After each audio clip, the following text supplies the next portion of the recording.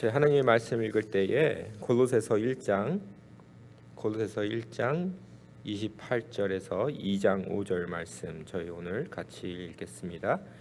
우리가 그를 전파하여 각 사람을 권하고 모든 지혜로 각 사람을 가르치면 각 사람을 그리스도 안에서 완전한 자로 세우려 함이니 이를 위하여 나도 내 속에서 능력으로 역사하시는 이의 능력사를 따라 힘을 다하여 수고하노라.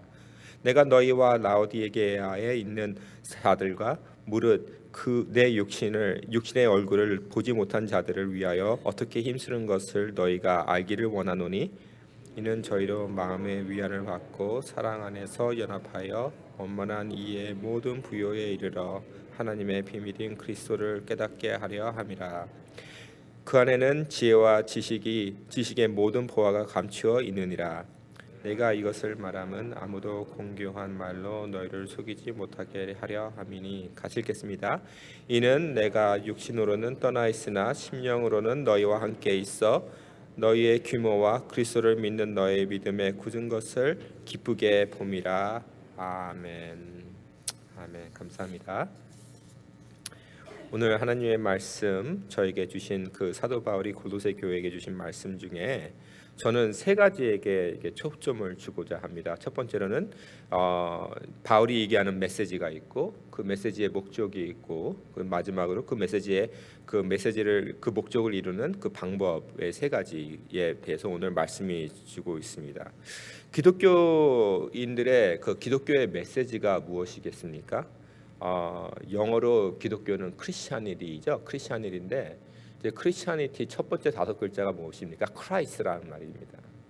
결국은 우리 기독교는 바로 그리스도 예수를 붙잡고 예수를 선포하는 그러한 종교입니다.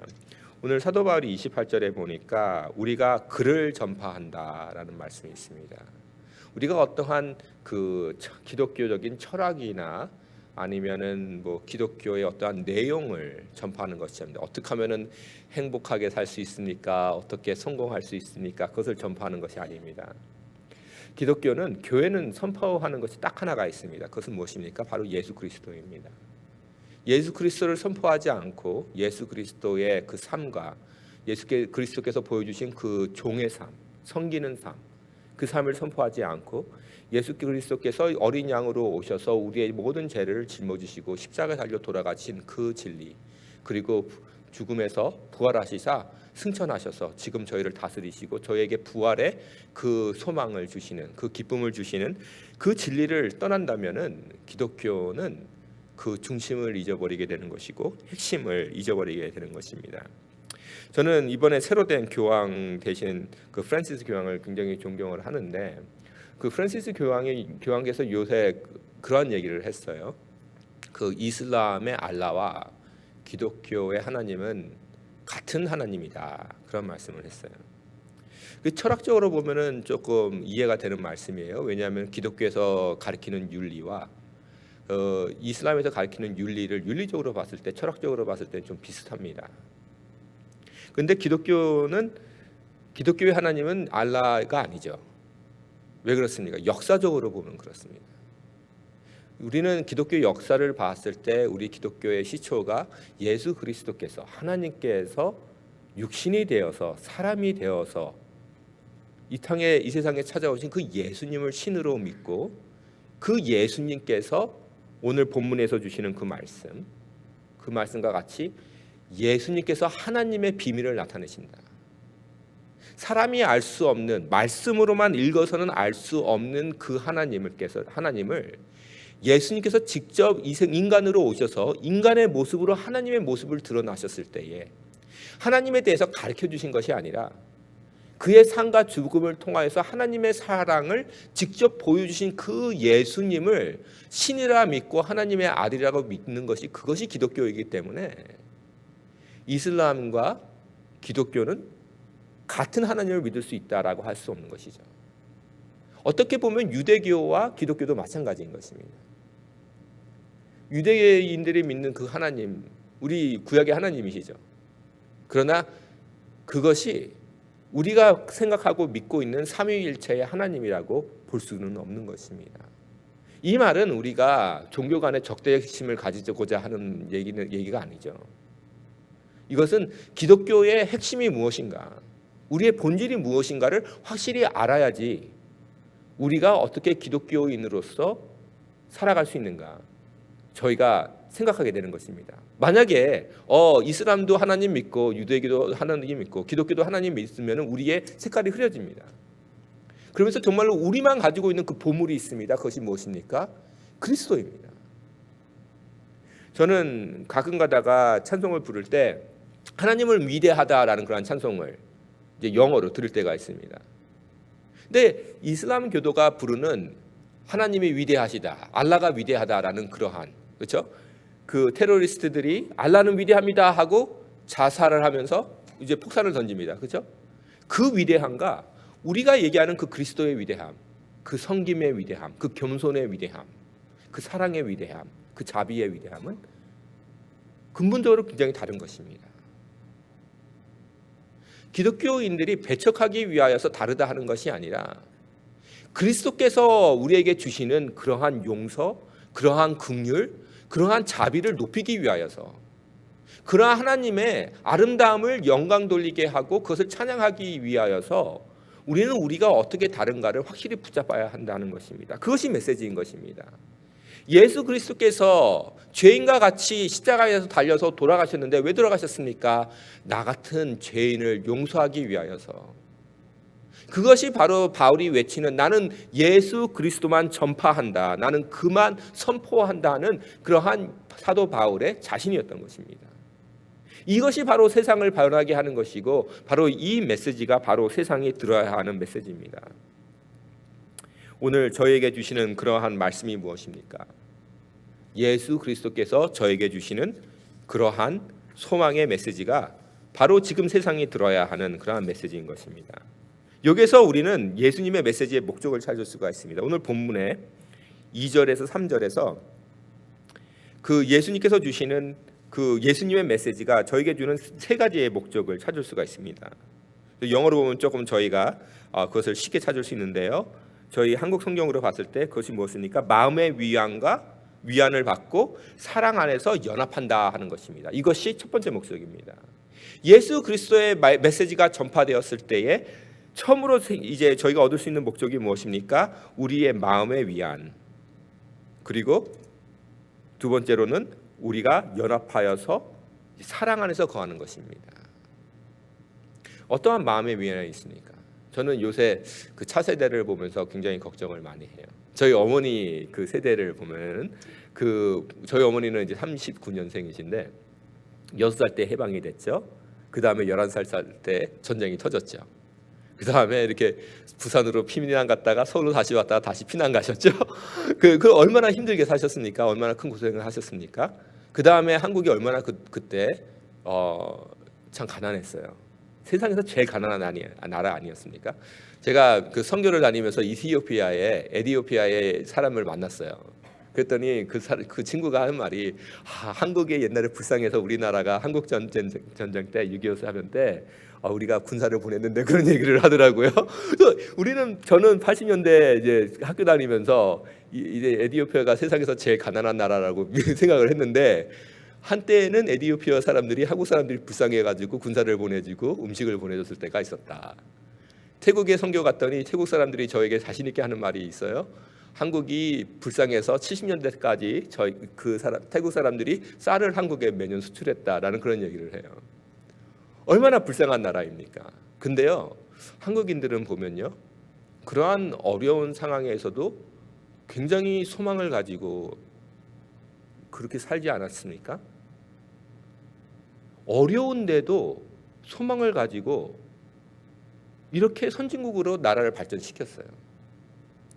그런데 지금 잘 사는, 세계에서 제일 잘 사는 그런 미국에, 그리고 역사상 지금 제일 부유한 때에 살고 있다고 하는데 저희 자녀들은 소망이 없어요.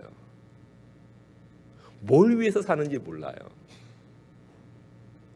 얼마나 불쌍합니까? 그것이 저에게 주는 메시지가 무엇입니까? 아무리 교회에서 설교를 하면서 어떻게 해야지 성공한다, 어떻게 해야지 행복한다 할지라도 예수 그리스도께서 저에게 주시는 그 소망을 대신할 수는 없다는 것이에요. 우리에게 줄 수 있는 소망은 딱 한 가지 있습니다.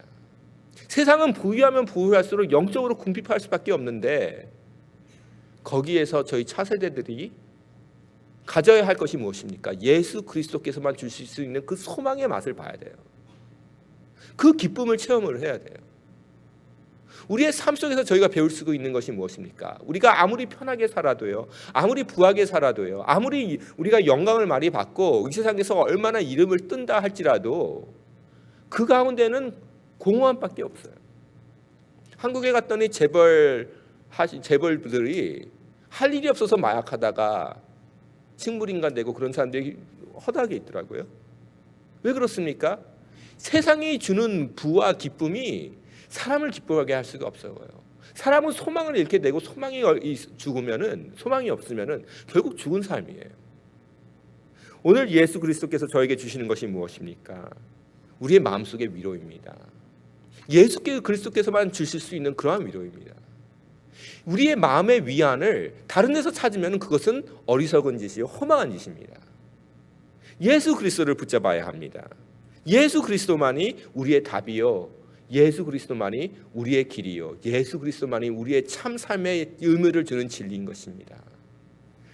그리고 그 예수 그리스도의 사랑을 체험한 사람만이 풍부한 삶을 살 수 있는 것이요, 예수 그리스도를 가진 사람만이 사랑을 줄 수 있는 사람이 될 수 있는 것입니다. 원수를 사랑할 수 있을 만큼 내 이웃이 원수라도 기뻐할 수 있는, 내 이웃이 원수라도 사랑할 수 있는 그러한 사랑이 어떻게 생기는 것입니까? 하나님의 사랑을 체험한 사람만이, 예수 그리스도께서 보여준 하나님의 그 사랑을 체험한 사람만이 바로 이 사랑을 할 수 있고, 이 사랑의 기쁨, 이 사랑의 그 달콤한 맛을 체험하고 살 수 있다 하는 것입니다. 두 번째 목적이 있습니다. 그것이 무엇입니까? 그 원만한 이해에 모든 부유에 이르러. 원만하다는 말이 무엇입니까? 완벽하다는 말이죠. 그렇죠? 완벽하다는 것이에요. 완벽한 이해를 할 수 있다. 완전한 이해를 할 수 있다는데, 그것이 무엇입니까? 모든 부유에 이른다는 것입니다. 이 사도 바울이 지금 쓰고 있는 그 언어를 자세히 살펴보세요. 원만한, 완전한 이해, 그리고 모든 부유함. 그 이해성이 굉장히 부유하다는 말입니다. 우리가 예수님을 조금 아는 것이 아니라 예수님을 이해를 하는데 거기에 대해서 굉장히 부유함을 가지고 이해한다는 것입니다. 우리 신앙생활을 하면 예수님의 사랑을 알 것 같기도 하고 모를 것 같기도 하고 그럴 때가 있어요. 근데 그렇게 살면 안 됩니다. 우리가 신앙생활 할 때에 율법적인 삶을 살지는 않고 오히려 사랑을 이해하는 삶을 살아야 합니다. 하나님의 사랑을 이해했을 때에 거기에서 받는 그러한 기쁨이 있습니다. 그것을 사모해야 합니다. 하나님의 사랑을 사모해야 하고, 그 하나님의 사랑을 이해하기 위하여서, 하나님을 이해하기 위해서, 그리스도의 삶을 이해하기 위하여서 몸부림을 쳐야 되는 것입니다. 결국은 그것을 위해서 예수님께서는 성육신으로 이 세상에 오셨고, 주님께서 저희에게 주신 것입니다. 우리가 예수님을 더욱더 이해하기 위하여서. 그리고 마지막으로 목적이 있는데, 그 목적이 무엇입니까?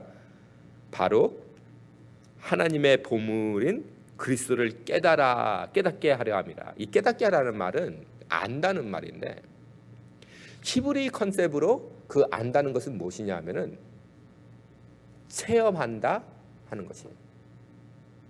그냥 어떻게 아는 것이 아니라, 그냥 머리로 하는 것이 아니라, 그냥 이해하는 것이 아니라 내 삶으로 체험한다는 것입니다. 깨닫는다는 것은 체험한다는 것이에요.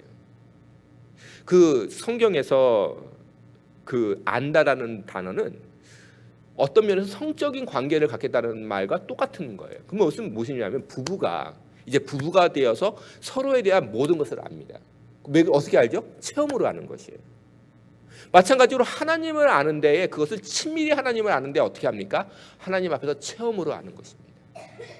예수 그리스도를 알게 되었고, 예수 그리스도를 따르게 되었고, 예수 그리스도가 내 삶 속에서 살게 되었을 때에 우리는 하나님을 어떻게 합니까? 체험으로 알게 되는 것입니다. 그 체험이 있어야 합니다. 제가 존경하는 한 목사님께서는 이런 말씀을 하셨어요. 교회는 항상 기적이 있어야 한다. 교회는 항상 기적이 있어야 된다. 기적을 통하여서 사람들이 하나님을 체험을 해야 한다. 그래야지 교회가 부흥이 된다. 우리의 삶 속에 하나님을 직접 체험해야 합니다. 그것은 어떻게 되겠죠?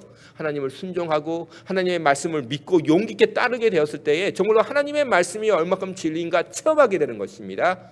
내가 예수 그리스도를 믿고 따랐을 때에 예수 그리스도께서 내 삶 속에서 역사하셔서 정말로 원수가 친구가 되고 내가 용서할 수 없었던 사람을 용서할 수 있는 마음이 생기는 그러한 기적이 생겼을 때에 나는 하나님의 사랑을 체험하게 되는 것이요, 내가 하나님을 체험하게 되는 것입니다. 이렇게 하는 것이 바로 하나님의 목적인 것입니다. 하나님께서는 저희와 함께 연합되기를 원하시는데 어떻게 함께 하나가 되기를 원하십니까? 체험을 통한 하나가 되는 것입니다. 내가 단지 어떠한 신학을 이해하는 것, 그것으로 되는 것이 아닙니다. 내가 말씀을 그냥 알고 이해하는 것 정도가 아닙니다. 내 삶 속에서 하나님 예수 그리스도를 깨달아 알고 예수님의 상처를 내가 직접 깨닫게 알게 되는 것이요, 예수님의 마음을 내가 직접 깨달아 알게 하는 것, 그것이 바로 하나님께서 원하시는 그러한 우리의 삶의 목적인 것입니다. 하나님의 삶의 목적은 우리가 그리스도를 닮아가는 것이요, 예수 그리스도의 그 모든 것이 우리의 삶 속에서 나타나는 것이 바로 그것이 예수님께서 원하시는 것입니다. 예수가 우리의 머리가 되고 우리가 그의 몸이 되는 것, 예수 그리스도가 우리의 신랑이요 교회가 바로 예수 그리스도의 신부가 되는 것, 그래서 결국 하나가 되는 것, 그것이 바로 예수 그리스도께서 우리를 통하여서 원하시는 것이라고 성경에서 저에게 말씀해 주고 있는 것입니다. 그러면 저희는 그러한 목적을 어떻게 이루게 될까요? 여기에서 사도 바울이 저에게 주시는 그 방법이 있는데, 첫 번째로는 부정적인 방법이 있습니다. 이렇게 하면 안 된다 하는 것입니다. 4절에 있는 말씀입니다. 내가 이것을 말하는 것은 아무도 공교한 말로 너희를 속이지 못하게 하려 함이라. 영어로 보면은 not by fine sounding argument, 그렇죠? Not by fine sounding argument, 공교한 말로, 그러니까 들었을 때에 그럴 듯한 말로 되는 것이 아니라는 것입니다. 그리고 성도 여러분, 이런 경험이 있으신지 모르겠어요. 제가 어렸을 때에 이제 꼬마 아이들하고 말싸움을 하면요, 그 꼬마 6살짜리 꼬마 아이들이 아무리 진리를 얘기를 해도 제가 중학생 때 고등학생 때 아는 게 많아서 그 진리를 막 비꼬면서 막 진리가 아닌 것으로 진리인 척하면서 우길 수가 있어요. 그렇죠? 왜 그렇습니까? 내가 저 지혜가 많으니까. 저희 형들도 그랬어요. 나는 진리를 얘기하는데 저희 형이 와가지고 뭐 그런 거 아니야, 뭐 이렇게 생각해봐 저렇게 생각해봐 그러면은 그게 그런가 그랬습니다. 요새 강단에서도요, 그냥 공교한 말로 신도를 속이는 사람이 얼마나 많습니까? 저희는 그냥 설교하는 사람 이 말 때 하면 이 말 또 찾아가고 저 말하면 저 말, 그러한 선도가 되면 안 되겠죠. 정말로 그리스도의 향기가 나타나는가, 그리스도의 모습이 나타나는가, 그리스도를 지금 전하고 있는가, 그것을 봐야 됩니다. 지금 이 시대에 교회가 흔들리고 있는 이러한 시대에 결국 저희는 무엇을 찾아야 합니까? 저희 지도자 앞에서 특별히 그리스도의 모습을 찾아야 하는 것입니다. 저희 삶 가운데서 지도자의 모습을 그 그리스도의 모습을 나타나야 하는 것입니다. 그래서 그리스도만 외치는 사람, 그러한 복음을 들으시기 바랍니다. 그러한 하나님의 말씀을 선포하는 그러한 가운데 그리스도를 붙잡는 그러한 성도가 되었을 때에 우리는 그 방법으로 정말로 하나님의 목적을 이룰 수 있는 것입니다. 그러나 여기에서 거기서 끊이지 않고 사도 바울은 또 다른 말씀을 주십니다. 그것은 무엇입니까? 5절에 주시는 말씀입니다. 지금 사도 바울이 기쁘게 생각하는 것이 있는데 골로새 교회가 지금 가지고 있는 것입니다. 5절 하반절에 보니까 너희의 규모와 그리스도를 믿는 너의 믿음에 굳은 것을 기쁘게 봄이라, 그런 말씀이 있습니다. 규모가 무엇입니까? 훈련이라는 뜻이에요. 우리의 삶 속에서 규모가 있어야 합니다. 훈련이 있어야 됩니다. 사도 바울이 이것에 대해서 자기가 직접 자기의 체험을 얘기를 합니다. 거기서 어떻게 얘기를 하냐면은 29절 하반절과 1절에서 하반절에서 나오는 말씀입니다. 거기서 그 사도 바울이 얘기하기를 내가 수고하노라, 그런 말씀을 씁니다. 그리고 1절 하반절에서 내가 어떻게 힘을 쓰는지 너희가 알기를 원하노라. 수고하고 힘쓴다라는 얘기죠. 헬라어로 보면은 똑같은 단어예요. 영어로 보면은 어떻게 얘기하면 contending or struggling 그렇게 얘기를 하고 있어요. 사도 바울은 이것을 위해서 힘쓴다는 얘기죠. 그것이 무슨 얘기입니까? 갈라디아서 이런 얘기를 했죠. 나는 내 자신에게 죽고 내가 어떻게 살아요? 오직 그리스도가 내 안에서 산다는 것입니다. 이것이 내가 육신과 싸워서 내 자신은 죽고 그리스도는 살아야 된다 하는 것이죠. 나는 죽고 그리스도가 사는 것, 그것이 바로 우리가 힘써야 될 것이죠. 사도 바울이 지금 힘쓰고 있는 것이 있습니다. 교회를 위해서 힘쓰고 있는 것이에요. 내 자신은 죽이고 내 삶 속에서 그리스도가 살아나야 되는 것을 보여주고 있는 것입니다. 그랬을 때에 이 세상은 그리스도의 소망을 얻게 되는 것입니다. 그렇게 되었을 때 이 세상은 그리스도 안에 있는 보물을 발견하게 되는 것입니다.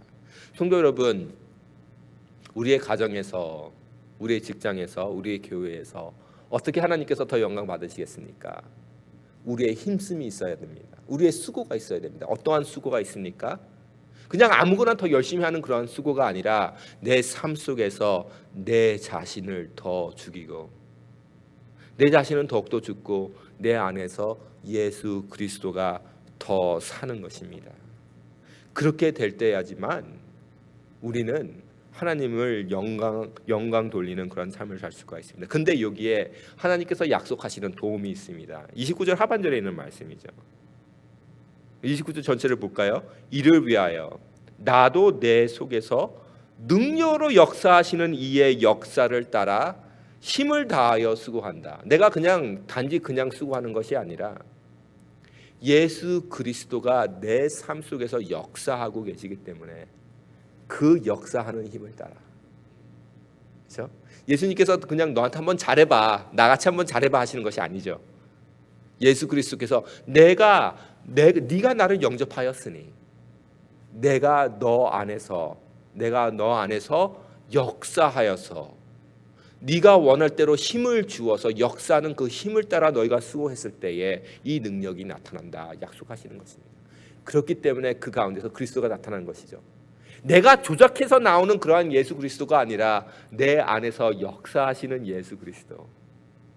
다른 사람이 봤을 때 와, 저 사람은 정말로 신들은 사람이야.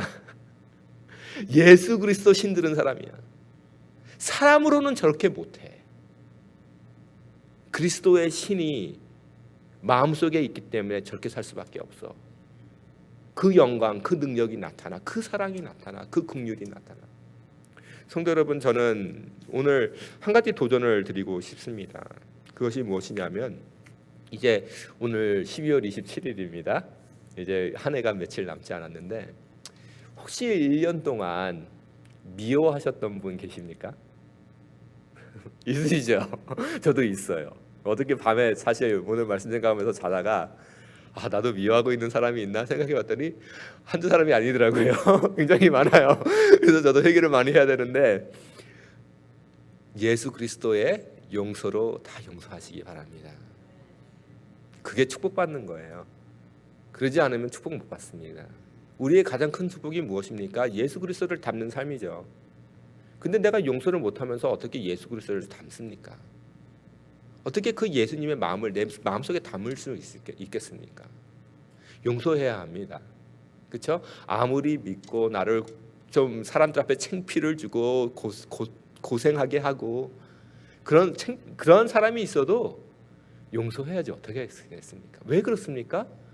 나는 더 큰 죄인이기 때문입니다. 그리고 예수님께서는 나 같은 죄인을 사랑하셨고 나 같은 죄인 용서하셨기 때문입니다. 예수 그리스도의 향기를 품는 것은 거기서 시작하는 것입니다. 그렇지 않습니까? 용서에서 시작하는 것이죠. 나도 용서받음으로 하나님과의 관계가 시작되었는데 내가 어떻게 하나님을 체험하겠습니까? 어떻게 하나님을 더욱더 크게 체험하겠습니까? 용서하지 않으면 그렇게 되지 않습니다. 용서하시기 바랍니다. 한 해가 넘기기 전에 하나님, 제가 용서하지 못하는 사람이 있으면 마음으로부터 용서하게 하여 주시고, 그리고 내년에는 그 사람들을 사랑할 수 있는 기회도 허락하여 주시옵소서. 기도하시면서 생활하실 때에 참 은혜가 되는 그러한 연말, 그리고 힘이 있는 그리고 목적이 있는 그러한 새해가 시작되리라 믿습니다. 저희 오늘 기도하실 때 하나님, 제가 용서를 해야 할 사람들을 기억나게 하여 주시고 그들을 용서할 수 있는 그리스도의 마음을 이 시간 저에게 허락하여 주십시오라고 하는 그러한 귀한 기도를 주님께 드리는 시간 갖겠습니다. 다 같이 기도하시겠습니다.